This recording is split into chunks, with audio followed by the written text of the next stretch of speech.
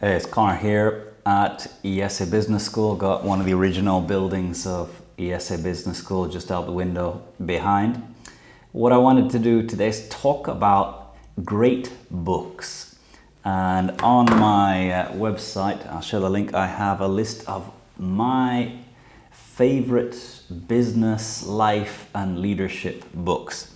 So what I want to do is just walk quickly through the list of books that's there. I'll share a link in the notes above and in the description below. But let's go through the books. There's three sections: books on communication, books on leadership, and books on life. Books on communication. There are 6 books. First, Barbara Minto, The Pyramid Principle. This is the Bible of consulting communication. How to get complex information and structure it well. So in order to learn to structure information well, The Pyramid Principle, Barbara Minto. Second, Crucial Conversations. Wonderful book for learning how to have difficult conversations. What I love about this book is it's so practical. It's got examples of exactly what they say, the difficult person. How can you respond? So for me, it's just a very practical book, and probably one that I recommend a lot of times for people who have difficulty in having difficult conversations, in being absolutely clear and direct and achieving change in others. Next, Robert McKee, Story. Robert McKee is a screenwriter, and this book is lessons from writing for movies, from writing for the theatre, on how to think about story, on how to structure them, on what ingredients and how to make them better. Lend Me Your Ears. It's a book by a blogger that I know, Max Atkinson, and it's a very accessible resource on rhetoric, on how to use ancient Greek rhetoric in today's speeches. Made to Stick by, I think it's Chip and Dan Heath. And this is an excellent book on what makes a message sticky. What can you do? And there's 6 ways you can make a message something that reaches and stays with an audience. And they have a mnemonic, which I think is success. And each of the letters of success represent one of the things you can do to make a message more sticky, make a message more compelling, whether that's advertising, whether that's trying to get people to get involved in a project of yours, whether it's trying to raise money for a charity. Made to Stick has tools for improving any message. Number 6, a book by a good friend of mine, Florian Weck, The 7-Minute Star. And it's easy to read. Become a great speaker in 15 simple steps. And he covers the basics, the 15 things you need to get good at if you ever expect to be paid as a speaker. So let's go on to great books on leadership. Number 1, Good to Great, Jim Collins. To me, the best business book. If you're only going to read one business book, go get this book, Good to Great. Jim Collins looks at what happens in companies that over a consistent period of time, 10 or more years, outperform the peers, outperform every other company like them. And he found 5 things. And I think this book is what gave me a sense that teaching leadership is possible. So to me, Good to Great, read it. In particular, what it is to be a level 5 leader. Second book, The 7 Habits of Highly Effective People, Stephen Covey. When I first started work at Anderson Consulting, today Accenture, this is a book that is given to everyone when they join. And it is just 7 habits of people who get good stuff done, of 7 basic habits of living well. So just read this book.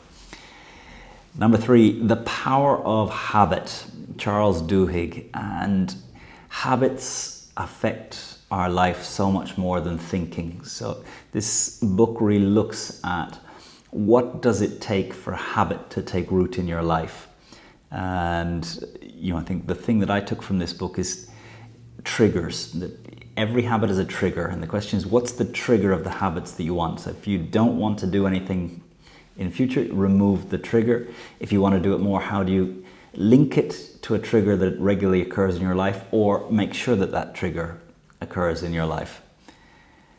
Next, Outliers, Malcolm Gladwell. I love everything that Malcolm Gladwell writes. He's an excellent writer of stories. Outliers is looking at success. What does it really take to be world class?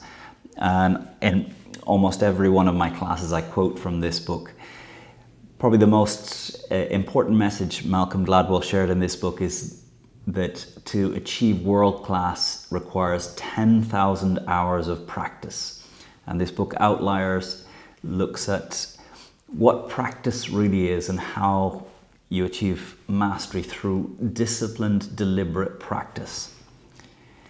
Number 5, The Road Less Traveled, M. Scott Peck. M. Scott Peck is a psychotherapist, spent 50 years working with patients, and this book is about life. This book is about life is difficult, and I think the moment that you accept that life is difficult, that life has problems, that life is a constant process of becoming better and better to overcome problems, the problems become less difficult. You don't try and remove them from your life. You accept that life is struggling against problems.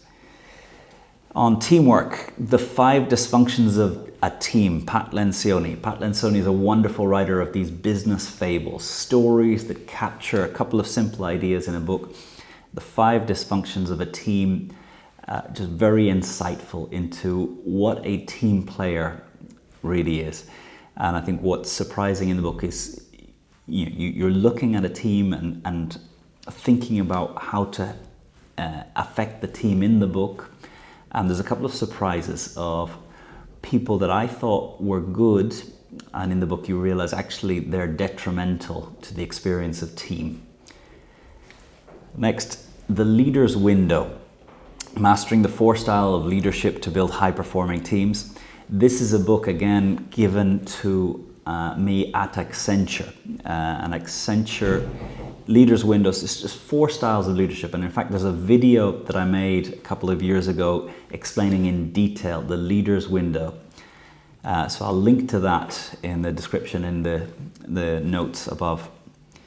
Next, The Art of Learning, Josh Waitzkin. And Josh Waitzkin was a chess prodigy. At the age of 12, he was the US champion chess player, 15, 16 grandmaster. And around, I don't know what age he was exactly, but like 17, 18, he was walking past a gym where he saw karate, one of the martial arts. And he walked in, loved it, left behind chess, and within 2 years was the world champion in this martial art. And what Josh talks about is, it's not that he's an expert in chess or an expert in martial arts. He became an expert in learning. And this book is about what it takes to become a master of the process of learning. So whatever skill you want to learn, this book helps you break it down. So whether it's learning an instrument, learning a language, learning a martial art, learning to speak in public, this book can help you think about how to structure the process of learning. Next book, Mastery, The Keys to Success and Long-Term Fulfillment. George Leonard. George Leonard is an American, and he brought Aikido from Asia to America. And Mastery from George Leonard is about this process of lifelong learning. And what he talks about is sometimes there's moments where you feel like you're not improving, that for a long period you don't feel like your skill is getting any better. And this is when most people abandon the process of learning. And I think for me, mastery, understanding these 4 stages in the process of learning, and that you don't abandon a skill because you're not seeing progress outside. There's a lot of progress that happens inside before you notice another step of growth outside. 10th in the leadership category, The Anatomy of Peace. And the Arbinger Institute just teaches, why so often two people that have the intent to help each other can end up in conflict. And this could happen in a marriage, this could happen between good friends, this can happen in a team. And I think the message I took from this is we judge ourselves by our intention, we judge others by their action. And there's a gap between intention and action. Sometimes there's clumsy action. So it was a good intention, but the action was clumsy. And the anatomy of peace is helping you really look at what the intention was of others and helping you articulate your intention when you act with another. The Anatomy of Peace, worth a read. Moving on to great books on life. So we've talked about great books on communication, great books on leadership, great books on life. Many of them are biographies. I think you learn a lot more about other lives by reading a biography and taking what you need from that life. The first, Titan, The Life of John D. Rockefeller. And I think as a way of just understanding the history, what was happening in 1840, 1850, the railroads, the discovery of oil, Standard Oil, the business that Rockefeller built, Rockefeller's approach to running the business, to managing his own life, to his family. A lot of interesting things in this book and easy to read. Next, The Razor's Edge. I would say this is my favorite novel, Somerset Maugham, The Razor's Edge, and it's a novel where Somerset Maugham actually plays a character in his own novel. It's a story about 4 people, and each of them is seeking something different. 3 of them, the thing they seek is what actually in the end kills their ability to achieve success. The Razor's Edge, worth a read. Next, the Book of EST. And EST was a training program in the 1960s, 1970s. Hundreds of thousands of people in California, all across the US, attended these 4-day courses, 2 weekends. People would go on the course, they would come back and be different. And anyone who asked them, what did you learn? They couldn't understand what the course was about. The Book of EST, Luke Reinhold is a novelist. He went to the course and he thought the only way I can convey what happens in this course is by writing a novel where the protagonist is a participant on the course. The Book of EST, you feel like you are on this 4-day program. And I think I have learned a lot about how I run a course, how I teach, how I create an environment of learning, how I create tension, how I create moments where you doubt whether your answers are right. And that opens up an exploration within you. So the Book of EST, through reading it, you get an experience of being on a 4-day course in personal development. I think you learn a lot about teaching. Next, Long Walk to Freedom, the autobiography of Nelson Mandela. One of the great political leaders of our time, a real inspiration. That his life, he faced some great difficulty and he used the difficulty to become a better human being and a better leader and a leader that united. And I think how much we need another or more Nelson Mandelas in this world. Another great leader, Gandhi, An Autobiography, the story of my experiments with truth.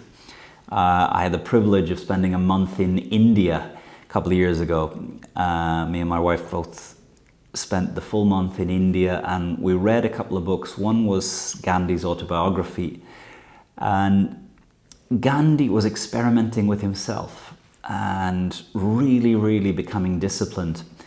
And this is a story of his own practices at just daily becoming better as a person, as a leader, having discipline in food, having discipline in how he reacted.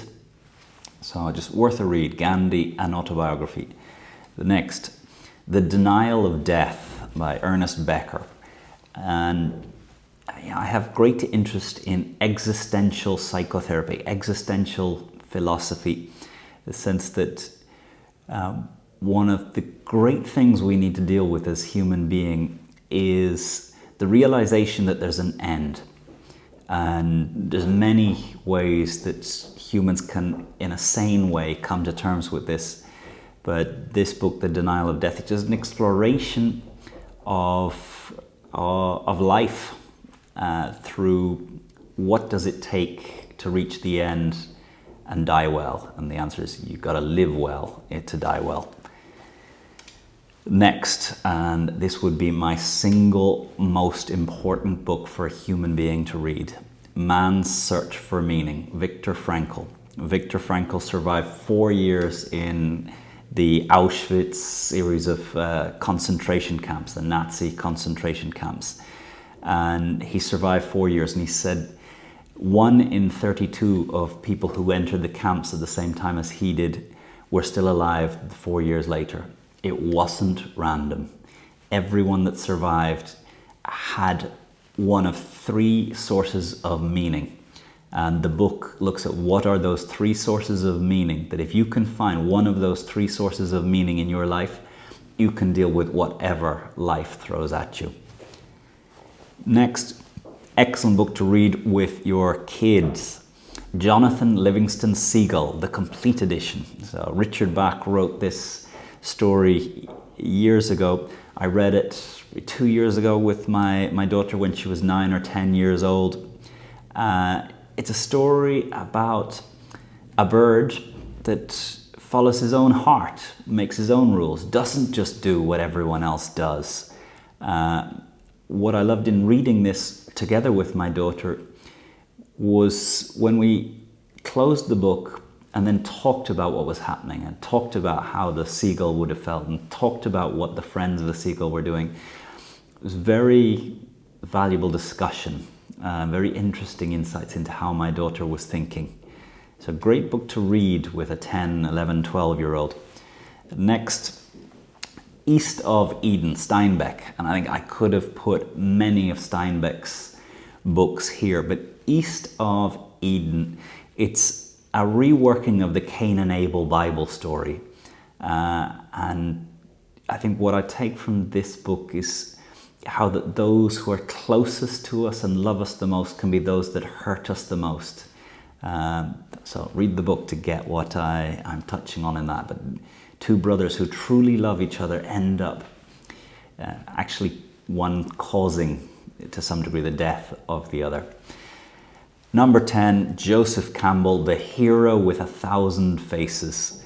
Joseph Campbell spent a lifetime reading every myth, every legend, every religious text to look for what are the things in common of the myths that make us human, of the myths that communities share to understand what it is to be human.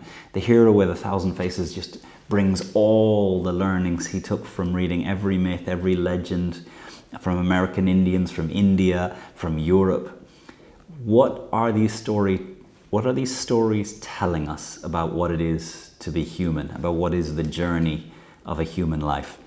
So there is what I call my personal leadership library, books that will help you grow. A group on communication, a group on leadership, and a group on life. I'll provide a link down in the description below and a connection in the little thing that Yahoo allows, or no, we're not Yahoo, we're on YouTube, allows you just up here. All great books. I would love to hear from you. What's missing? What other books have I forgotten or I should be including in great books? If you had to have a library, what books would you say have to be in a library of a human being? Have a great week. Conor here from ESA Business School. Let me know what you think about these books. Add some books that I can read. Easter's coming up. I'll have some time to read, so I would love to know what books should I be reading over the 10-day Easter break. Have a good one.